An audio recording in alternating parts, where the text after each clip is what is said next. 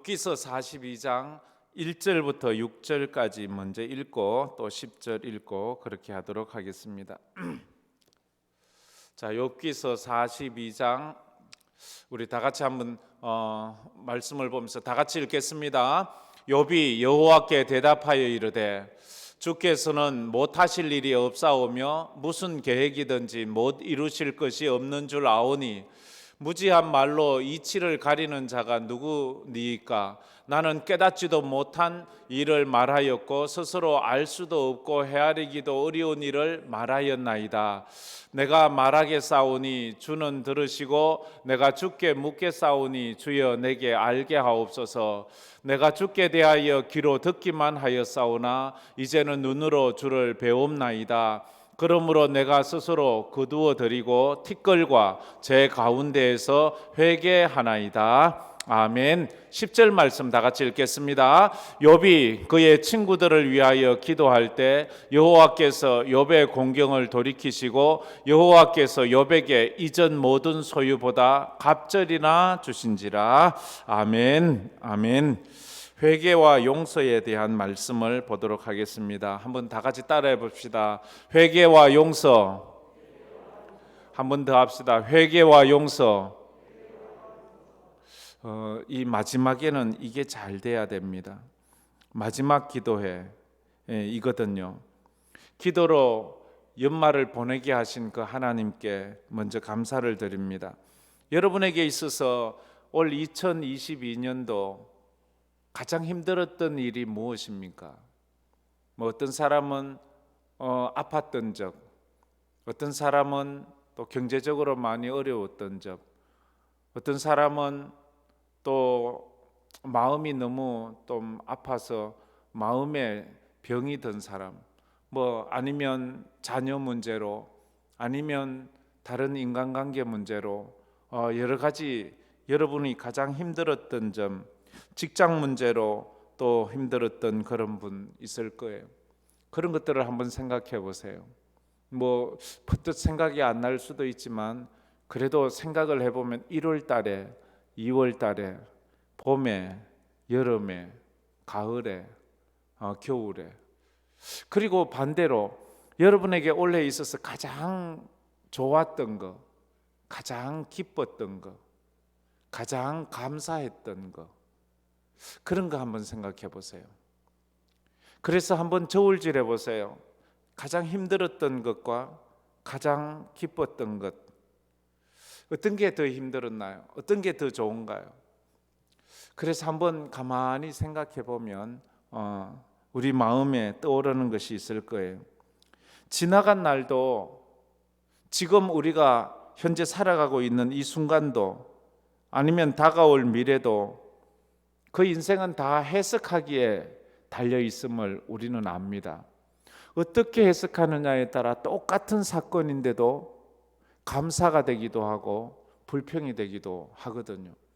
가만히 생각해 보세요. 여러분이 방금 가장 속상하고 힘들었다는 그게 진짜 속상하고 힘든 거였어요? 가만히 생각해 보면 그게 도리어 내 인생을 아름답게 만든 그런 계기가 되는 경우가 있어요. 어떤 사람은 여러 가지 교통사고를 당했는데 그게 얼마나 불행한 거예요? 근데 그걸 통해서 믿음이 더 하나님 앞에 가까이 가고 가족들끼리 가족의 소중함을 더 깨닫고 더 끈끈이 사랑하게 되었다면 그건 결코 슬픈 사건이 아니고 도리어 그 가정에 그것은 기쁨의 사건이 될 수도 있거든요. 과거의 사건 자체는 바꿀 수 없어요. 그러나 그 과거의 사건을 어떻게 해석하느냐에 따라서 그 과거의 사건의 의미는 달라져요.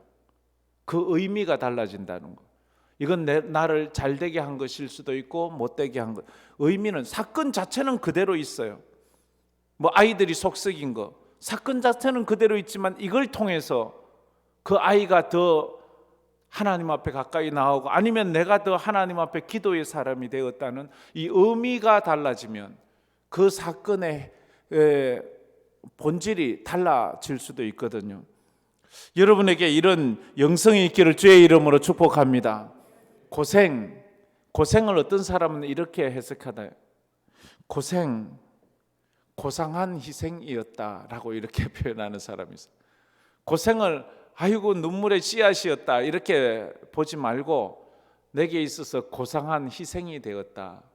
예수님의 십자가가 그렇거든요. 예수님의 십자가는 그냥 보면 사형털이에요. 죽음이에요. 눈물이에요. 아픔이에요. 그러나 그 십자가는 우리에게는 생명이에요. 그렇거든요. 욥이 어느 날 그 인생에 다가온 엄청난 고난을 경험했어요. 그건 재난이었어요. 그건 저주였어요. 그건 고통이었어요. 하루아침에 그 동방에서 가장 부자인 그가 하루아침에 강도떼를 당해서 쫄딱 망한 알거지가 되었어요. 그에게 10명의 자녀들이 있었는데 하루아침에 그 자녀들이 한 집에서 생일잔치를 벌이다가 돌풍이 불어 집이 무너지는 바람에 10명의 자녀들이 하루아침에 다 죽어버렸어요. 그리고 그에게 그렇게 건강하던 몸에 어느 날 갑자기 몸에 종기가 생기더니 온몸에 퍼져서 고칠 수 없는 악질이 되어서 완전히 저주받는 몸뚱아리가 되어버렸어요. 누구도 그 근처에 가까이 오지 않아요. 그러니까 그 사랑하는 아내도 그를 저주하고 욕을 하면서 그를 떠나보내요. 그리고 그를 전에 존경한다고 말했던 모든 사람이 다 떠나버렸어요. 이 고통은 욥에게 있어서는 재앙이었어요. 저주였어요. 이것은 있을 수 없는 일이었어요. 욥의 소식을 듣고는 그래도 욥을 위로하겠다고 멀리서 세 친구가 찾아왔어요. 대만 사람 엘리바스와 수아 사람 빌닷과 나아마 사람 소발. 세 친구는 평상시에 많이 친하였던 거예요. 다른 사람 다 떠나도 이 세 친구는 그래도 욥을 위로하겠다고 왔어요. 그러나 이 세 친구는 위로한다고 해서 와놓고는 더 괴롭히는 거예요. 상처에 완전 고춧가루 확 뿌리는 거예요. 더 아프게 위로한다는 말이 사람을 더 괴롭히는 거예요. 그래서 말할 때 참 조심해야 돼요. 나는 위로한다고 하지만 상대방은 그게 더 가슴 아픈 그런 말이 될 때가 있거든요. 우리가 너를 보니까 너 죄진 것 같아. 회개해. 우리가 너를 보니까 너는 분명히 죄지었어. 회개해. 이런 친구들의 이야기는 욥의 마음을 더 아프게 하는 거예요.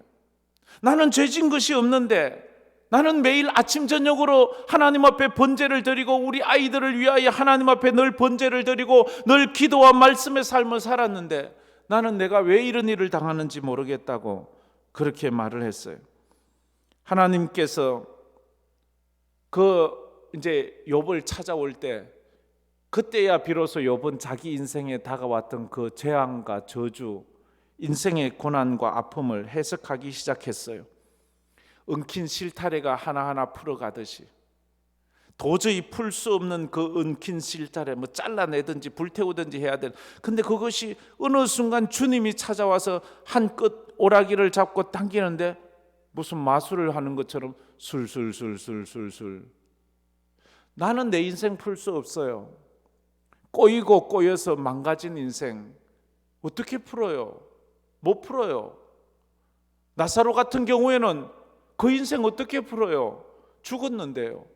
죽은 사람을 어떻게, 근데 예수님이 오셔서 그 끝자락을 붙잡고 당기니까 나사로야 나오너라 하니까 술술술술술 풀리는 거예요. 룻과 같이 이방 여인이고 서방 죽고 다 죽고 시어머니 하나 남았는데 그 인생이 뭐 어떻게 회복이 되나요? 근데 하나님이 찾아오시니까 회복되기 시작해요. 오늘 말씀은 하나님을 만난 욥의 인생이 어떻게 회복되어 가는지를 보여주고 있어요. 먼저 욥은 하나님을 만남으로 자신의 잘못을 깨닫고 회개하기 시작해요. 사람은요, 하나님 앞에서 설 때 은혜 받는 첫 번째 사인이 회개예요. 회개. 내게 아직도 회개할 마음이 없다면 아직도 은혜가 없는 거예요. 6절 말씀에 이렇게 말하죠. 6절 말씀 다 같이 한번 읽어봅시다. 그러므로 내가 스스로 거두어 드리고 티끌과 제 가운데서 회개하나이다. 친구들이 와서 그렇게 말해도 나 죄 지은 거 없어, 나 억울해, 하나님이 내 정인이야, 하나님 앞에서 나 부끄러운 것 없어 말했는데, 물론 도덕적, 윤리적 뭐 그런 삶에서의 죄는 짓지 않았지만 가만히 보니까 그 속에 죄가 보이기 시작하는 거예요. 죄가 너무너무 보이기 시작하는 거예요. 은혜 받으면 받을수록 죄가 더 많이 보이고요, 은혜가 사라지면 사라질수록 죄가 보이지 않아요. 죄가 보이지 않아요. 그래서 당신 회개하시오 하면 막 거기에 대덤비고 거기에 화를 내는 거예요. 고난 받을 때 욥은 하나님에 대해서 자기가 많은 원망을 했던 것이 그때야 비로소 생각나요. 하나님 앞에 불평했던 순간순간들이 생각나기 시작했어요. 하나님, 내가 지은 죄가 뭡니까? 하나님, 내가 뭘 잘못했다고 이런 일이 생깁니까? 하나님, 어찌하여 나를 이렇게 버리시나이까? 하나님, 어찌하여 나를 원수들에게 이렇게 비난을 받게 하십니까? 막 그런, 너무너무 원통해서 그런 말을 하는 거예요. 그랬던 그 자신의 그 모습이 생각나는 거예요. 자식이 철이 들면 부모의 은혜를 기억하게 됩니다. 그러면서 자기는 나만한 사람이 있으면 나와보라 그래, 나는 효자지, 효녀지, 그렇게 말하는데 어느 날 사춘기 때 부모님 마음에 상처를 주는 말을 했던 것들이 기억나잖아요. 어릴 때 철없이 했던 그런 말들이 기억나서 부모님께 늘 죄송하고, 돌아가신 부모님 앞에는 어떻게 사죄할 것이 없어서 너무너무 미안하고, 그 전에는 기억도 안 났어요. 그런 건 내가 생각도 안 났어요. 그걸 잘못이라고 생각조차 하지 않았어요. 그런데 은혜를 받고 나니까, 하나님을 만나고 나니까 그게 다 죄라는 것이 하나하나 생각이 나는 거예요. 아니, 나만큼 예배드리봐, 코로나 때 나는 주일 성수 한 번도 어긴 적 없는데, 나는 정말로 믿음으로 가만히 보니까 예배를 드리지만 온전한 예배를 못 드렸어. 딴 생각을 하고 졸기도 하고 진정한 예배가 아닌 형식적인 예배. 하나님 앞에 참 내가 바리새인이었구나 하는 것들 생각나죠. 욥은 하나님을 만나서 고난에 대한 모든 의심과 오해가 풀리기 시작했어요. 내게 왜 이런 고난이 왔는지, 내가 왜 이런 어려움을 당하는지, 하나님께서 도리어 자신을 얼마나 사랑했는지가 생각나기 시작했어요. 전에는 하나님이 나를 버렸다고, 하나님은 나를 생각지도 않는다고, 하나님은 나를 이 고난 가운데 버리셨다고 생각했는데, 가만히 생각하니까 하나님께서 그 고난 가운데도 나와 함께 하셨고, 하나님께서 내가 그 어려움 가운데서도 나를 안아주시고 나와 동행하셨다는 것을 그때야 깨닫기 시작하는 거예요. 아프고 힘들 땐 하나님이 보이지도 않았어요. 하나님이 나를 버리셨어요. 이건 저주였어요. 이건 재앙이었어요. 그러면서 하나님의 은혜를, 하나님을 만나면서 깨닫기 시작해요. 하나님의 크고 놀라운 섭리를 깨닫고 난 다음에 회개하기 시작합니다. 그게 42장 3절 말씀이죠. 3절 말씀 우리 다 같이 읽어봅시다. 무지한 말로 이치를 가리는 자가 누구니이까? 나는 깨닫지도 못한 일을 말하였고 스스로 알 수도 없고 헤아리기도 어려운 일을 말하였나이다. 저 보면 말하잖아요. 무지한 말로. 자기가 지금까지 하나님 앞에 나 하나님 죄진 거 없어요. 하나님 나 왜 이런 원통한 일을 당합니까? 하나님 도대체 나를 왜 이렇게 버리십니까? 하나님은 나를 왜 돌아보지? 막 이런 말을 했던 것을 보니까 자기가 얼마나 무지했는지, 그리고 자기가 얼마나 깨닫지도 못했었고, 그 다음에 알 수도 없고 헤아리기도 어려운, 정말로 어처구니 없는 철부지 말을 했던 자기 자신을 깨닫기 시작했어요. 사람이 그게 점점 더 성숙해 가는 것 아닙니까?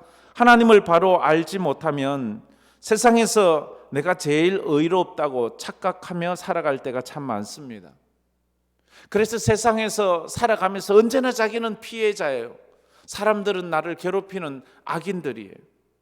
그런데 가만히 생각해 보면 자기가 가해자라는 것을 깨달을 때가 있어요. 나 때문에 저 사람들이 힘들었겠구나. 근데 이걸 깨닫지 못하는 사람은 언제나 왜 이 사람들은 나를 이렇게 못 살게 구는 거야? 왜 집에만 가면 모두들 나를 못 잡아먹어서 난리야? 왜 나는 이렇게 혼자 힘들고 어려운데 다들 나를 좀 도와주지 않는 거야? 이런 생각이 꽉 들어찰 때가 있죠. 근데 은혜를 받으면서 그 은혜가 바뀌면서 내가 가해자였구나. 사도 바울이 그렇게 바뀌잖아요. 왜 세상 사람들은 하나님을 잘 안 믿는 거야? 왜 이렇게 이단을 따라가고 왜 예수를 믿고 저것들은 다 죽여야 돼, 돌로 쳐 죽여야 돼? 그렇게 말했는데 뒤에 돌아보니까 자기가 하나님을 잘못 믿고 있는 거예요. 자기가 엉터리로 삶을 살고 있는 거예요. 나 때문에 얼마나 많은 사람이 힘들었을까? 나 때문에 얼마나 많은 사람이 피 흘려 죽었을까? 하나님의 교회를 섬긴다고 말하면서 내가 이 교회 제일 사랑해. 나 없으면 이 교회가 안 되는 거야. 이렇게 말할지 모르지만 도리어 그 사람이 또 많은 사람들에게 반대로 상처를 줄 때가 있다는 거예요. 한 해를 돌아보면서 하나님을 함부로 비판하고 불평했던 것을 욥처럼 회개해야 합니다. 참된 회개는 하나님의 은혜를 받아야만 가능합니다. 참된 회개를 하지 못한다는 것은 아직 은혜가 없다는 거예요. 그래서 욥은 은혜 받은 증거가 뭐예요? 5절 말씀에 이렇게 말하고 있습니다. 다 같이 읽어보겠습니다. 내가 주께 대하여 귀로 듣기만 하였사오나 이제는 눈으로 주를 배웁나이다. 이전에 욥의 영성은 귀로 듣는 영성이었어요. 그런데 이 고난을 지나고 난 다음에 거지가 되고 모든 것 다 잃고 10자식 다 죽고 몸에 고칠 수 없는 이 저주받은 질병까지 가지고 모든 명예도 다 잃은 이때에 그의 영성이 눈으로 보는 영성이 되었어요. 전에는 하나님의 말씀을 귀로만 들었어요. 근데 그는 지금 눈으로 보는 영성을 가지고 있는 거예요. 이게 얼마나 큰 거예요. 이게 얼마나 큰 축복이에요. 이게 얼마나 놀라운 은혜예요. 욥의 신앙은 고난을 통해서 또 다른 차원의 신앙으로 자라가고 있는 것을 봅니다. 욥은 고난 가운데서 하나님이 어디 계시냐고 원망했지만 왜 나를 버리냐고 말했지만 그는 고난을 통해서 그 고난 가운데 그 풍랑 가운데 함께 나와 함께 하시고 나를 업고 가시는 그 하나님을 그는 직접 경험하게 되었어요.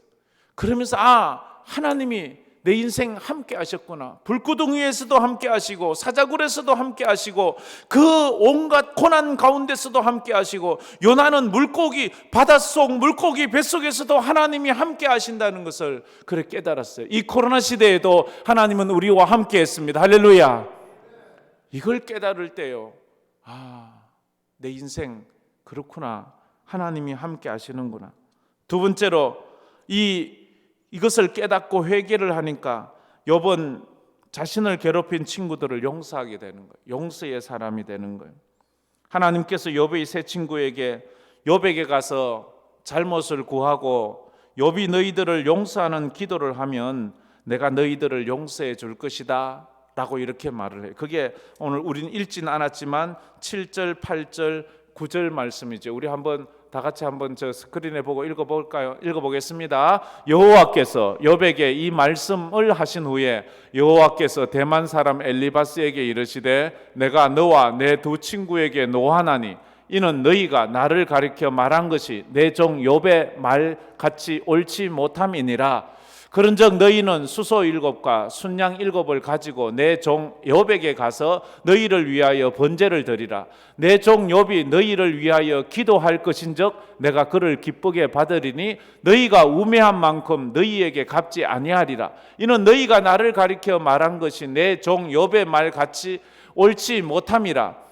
이에 대만 사람 엘리바스와 수아 사람 빌닷과 나아마 사람 소발이 가서 여호와께서 자기들에게 명령하신 대로 행하니 여호와께서 욥을 기쁘게 받으셨더라. 이 세 명의 친구가 욥을 괴롭혔다고 했잖아요.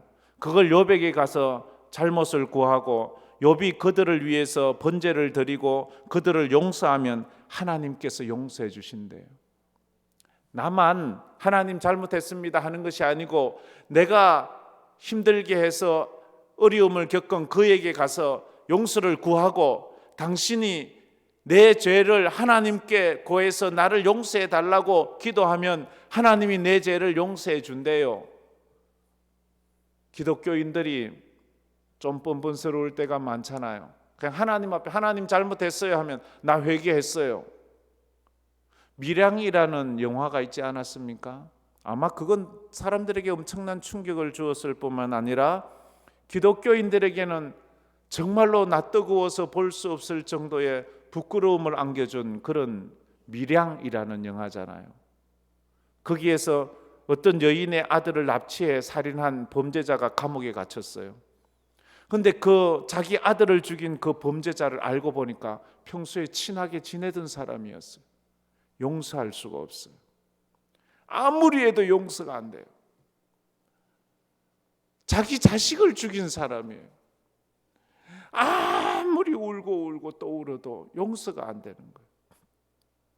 그런데 어느 날 기도하는데 하나님이 용서해 주래요.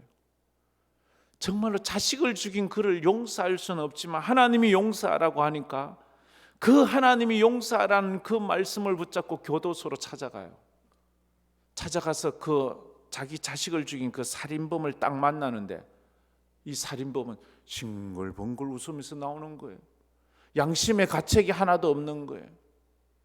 그렇지만 내가 당신을 용서하기 위해 왔다고 하니까 하는 말이, 당신이 날 용서할 필요 없다고. 나는 이미 하나님께서 용서해 주셨다고. 나는 하나님께 용서받았다고. 이 순간 이 전도연이 돌아버리잖아요. 내가 용서하지 않았는데 누가 용서한단 말이에요. 기독교인들, 그는 교도소에서 자기가 예수 만났고 예수 앞에 회개하면 다 용서해 준다는 그 말만 듣고 자기가 친히 그 아들을 죽인 그 어머니에겐 용서도 구하지 않고 자기 스스로 나는 이제 잘못 없다고 말하는 그 뻔뻔스러움, 그러면 안 되는 거예요. 내가 상처를 준 사람들을 보면서 내가 가서 용서를 구해야 돼요. 욥이 너희를 용서하는 기도를 하면 내가 욥의 기도에 응답해서 너희를 용서해 줄 것이라고 말을 하고 있어요. 그런데 우리가 참 힘든 게 그거잖아요. 나를 그렇게 힘들게 한 그 뻔뻔스러운 인간은 정말로 잘 사는데 나만 힘들고 어려울 때가 있어요. 분명히 알아야 될 것은 내가 그를 용서하지 않으면 그 사람이 힘든 것이 아니고 내가 힘든 거예요. 그 사람은 뻔뻔스럽게도 잘 살아요. 용서 안 받고도. 그러므로 사람을 용서하는 것은 그 사람을 위해서가 아니라 나를 위해서 용서해야 돼요. 용서는 바로 나를 위해서 하는 거예요. 용서하지 못한 미움과 분노의 감정이 내 속에 있으면 그게 내 속에서 독이 돼요. 그래서 그것이 내 속에서 독이 되어 내 몸을, 내 장기를, 내 삶을 파괴시켜버리고 나를 병들게 만들어요. 어떤 책에 이런 수필글을 읽어보았습니다. 이런 글입니다. 누군가를 정말 죽도록 미워해 본 적이 있습니까? 내가 미워하니까 그 사람이 불행해야 하는데 정작 불행한 사람은 누구입니까? 나입니다. 나는 미움에 북받쳐 뜬 눈으로 밤을 지새우는데 그 사람은 코를 골며 잘도 잠을 잡니다. 나는 이를 갈며 세상 살기가 싫은데 그 사람은 너무 행복하게 세상을 살고 있습니다. 결국 용서하지 못하는 마음은 나만 죽입니다. 용서는 나를 살리는 것입니다. 그 사람은 어떠하든지 간에 내가 살기 위해서 용서하는 것입니다. 사실 내가 용서해야 하는 이유는 내가 살기 위함도 있지만 더 큰 이유는 나도 다른 누군가에게 용서받아야 할 사람이기 때문입니다. 나는 완벽한 인간이 아닙니다. 나는 어떤 사람에게도 잘못한 적이 없습니까? 단지 내가 모를 뿐이지 누군가가 나를 엄청나게 미워하고 나를 저주하고 있는지도 모릅니다. 내가 용서받기 위해서 나도 용서해야 합니다.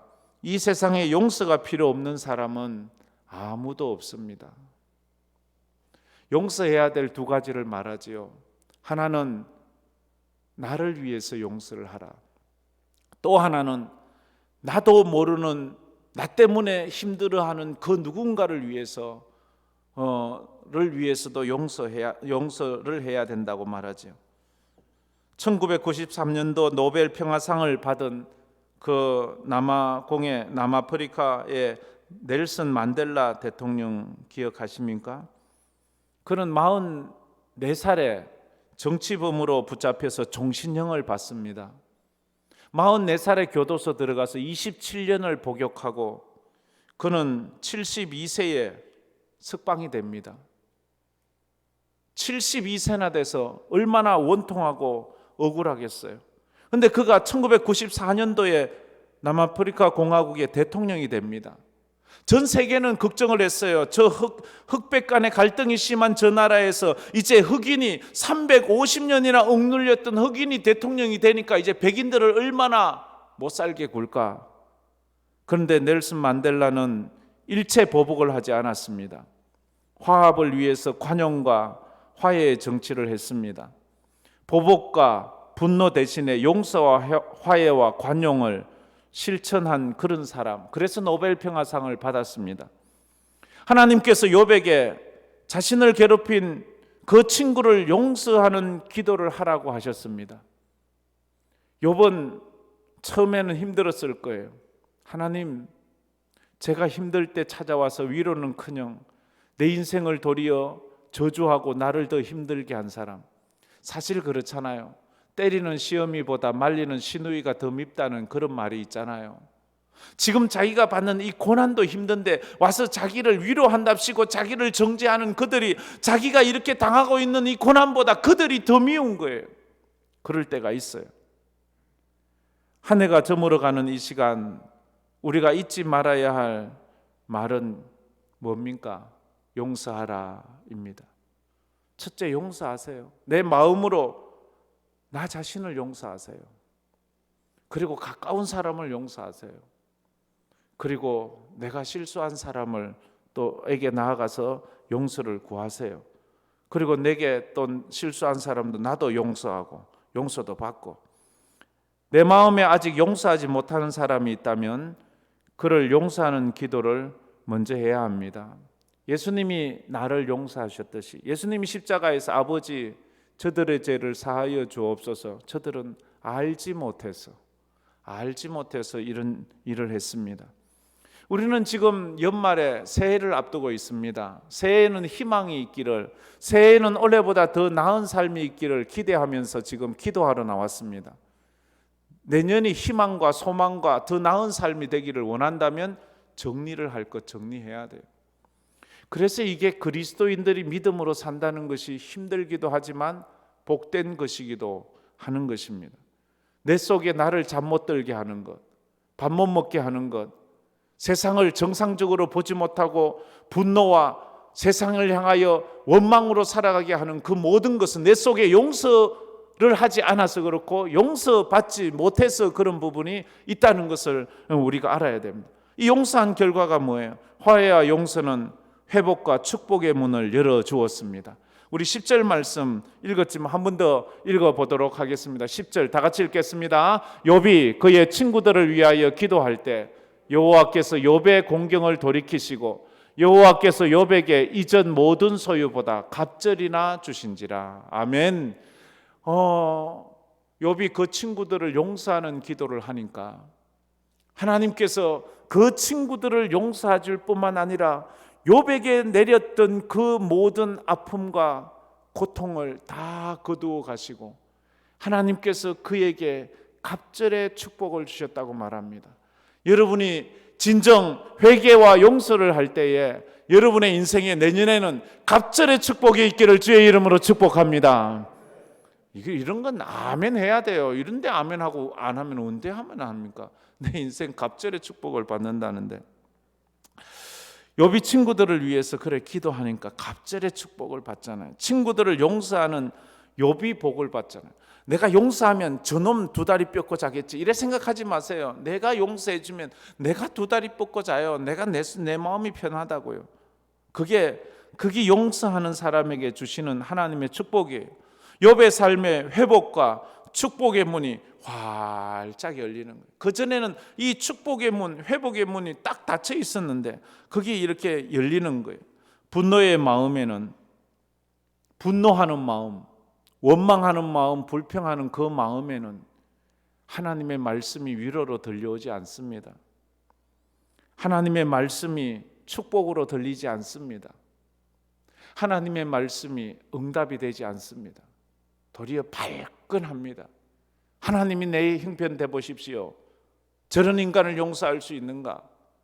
그럼 안 하면 계속 그렇게 자기를 원망하고 자기를 괴롭힌 사람을 원망하면서 잠도 못 자고 밥도 못 먹고 그렇게 살아갈 겁니까? 새날이 밝았다고, 새해가 왔다고, 달력을 하나 뜯어냈다고 새로운 삶이 시작되는 것은 아닙니다. 새로운 시대가 열리는 것이 아닙니다. 진정으로 사람을 용서할 때, 진정으로 사람들에게 나아가서 용서를 받을 때, 그때 내 인생에 새로운 장이 열리는 거예요. 새로운 시대가 열리는 거예요. 야곱이 약복강가에서 눈물로 기도하는 거예요. 하나님 나 좀 살려주세요. 그러면서 무슨 기도를 했을까요? 그는 평생을 형을 원망하고 아버지를 원망하고 외삼촌을 원망하고 자기를 이렇게 살게 만들었던 사람들을 원망했을 거예요. 그런데 약복강가에서 가만히 보니까 그 모든 원인이 자기예요. 형을 속이고 아버지를 속이고 어머니를 속이고 외삼촌을 속이고 자기 처 부인들을 속이고 자기 자식들을 속였던 자기 인생을 보면서 하나님 앞에, 하나님, 형이 나를 죽이러 오는 것도 마땅합니다. 나는 죽어야 마땅합니다. 하나님, 나 형 손에 죽어도 내 할 말이 없어요. 내가 형한테 무슨 짓을 했는지 이제야 알겠습니다. 내가 아버지에게 무슨 짓을 했는지 이제야 알겠습니다. 그렇게 회개하고 나가니까 앞에 태양이 확 떠올라. 그때 형이 오는데 형의 마음이 바뀌어서 아우야 그동안 고생했지. 자기를 죽이러 온, 자기가 하나님 앞에 바로 서서 회개하니까 자기 인생도 바뀌었을 뿐만 아니라 자기를 그렇게 미워하던 그 형도 바뀌어서 그런 모습으로 바뀌지 않습니까? 여러분에게 수년째 아니면 여러 해째 풀리지 않은 인간관계가 있습니까?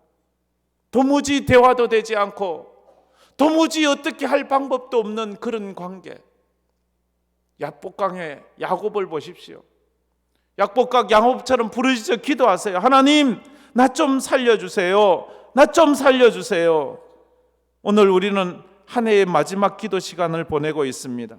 새해가 다가오고 있습니다.